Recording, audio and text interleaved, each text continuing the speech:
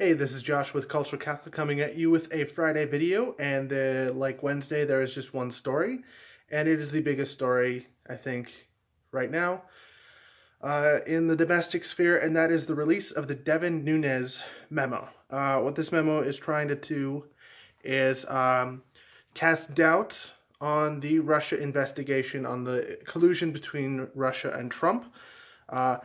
And its major claim is predicated on the use of the Steele dossier to get a FISA court application to spy on Carter Page. Now, the application in question occurred in October of 2016. This is important because Carter Page stopped working for the Trump campaign in September of 2016. Let that sink in for a minute. This is all predicated on investigating a man who as early as 2013 had been approached by Russian agents. It's predicated on a man who hadn't worked for the campaign for a month. Now, granted, this they had also been a FISA application in 2016 for a trip to Russia, which culminated in a speech that is posted on YouTube of Carter Page talking about the Trump administration improving U.S.-Russia relations. There will be a link to an article in the description below that has a link to said YouTube video. Anyways, the Nunes memo is about 3.5 pages, and if you're reading the NPR version, which includes the letter from the Trump administration and annotations, that's about 5 pages. So it's not a lot of it. It's not very much, and I read the memo, and it is very thin argumentation. There are 3 things that put into my mind doubts, and we'll go over theirs in a bit. There's some context around this, though. One, this will stoke some more paranoia in regards to the secret society, because one of the bias claims is that is included in this is Agent Strzok, Peter Strzok. You may know him as the guy who messaged Lisa Page, his mistress, via text about how he doesn't like Trump, and how she messaged back something about a secret society, which was a joke if read in full context. So there's that. Additionally, the memo was voted to be released on Monday on a party line vote in the Senate, in the House Select Committee on Intelligence. And additionally, there is a Democratic memo that has been voted to be kept secret, again on a party line vote. I'll have links below to articles to kind of explain everything that's going on that I'll be talking about.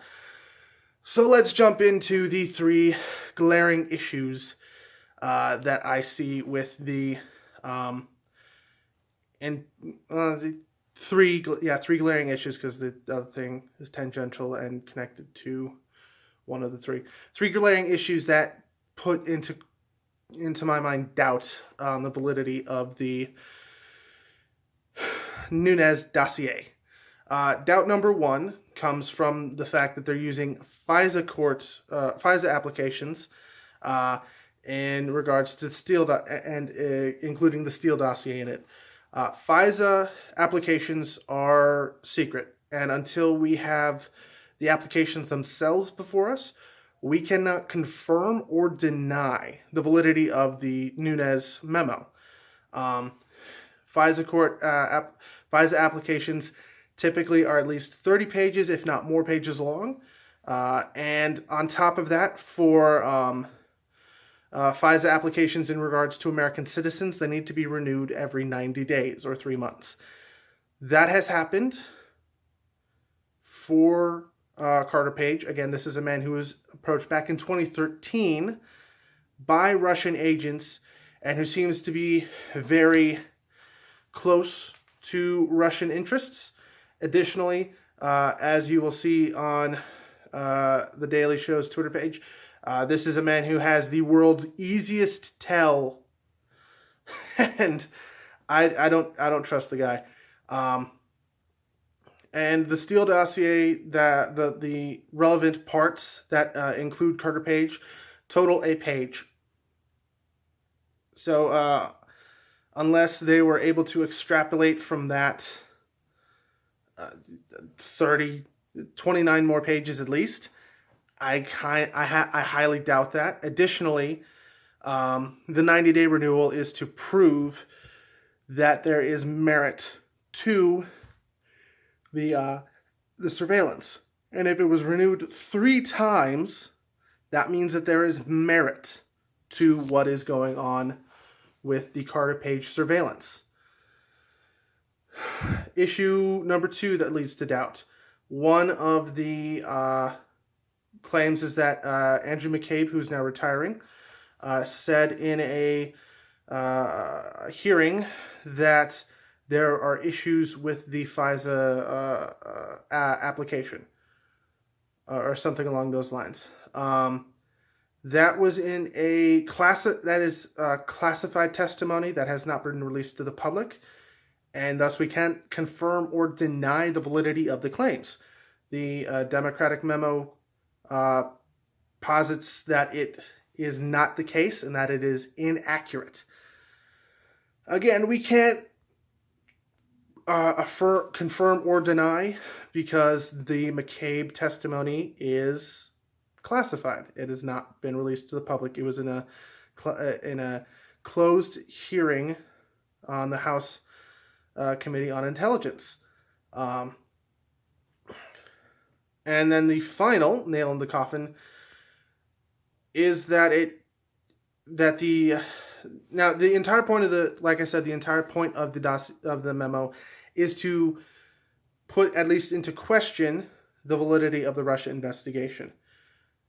And it immediately does that in the last page. And by immediately does that, I mean immediately undercuts that claim by saying that the Russia investigation was kicked off by George Papadopoulos, or as I like to say, George Papadopoulos. Or I change it up every time. It's just so fun to mess up that name. Anyways, it explains that the Russia investigation was kicked off by George Papadopoulos, who was an advisor on the Trump campaign, especially about Russia.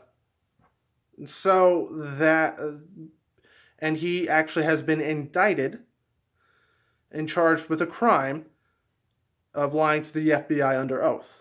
So, the memo actually undercuts its entire premise.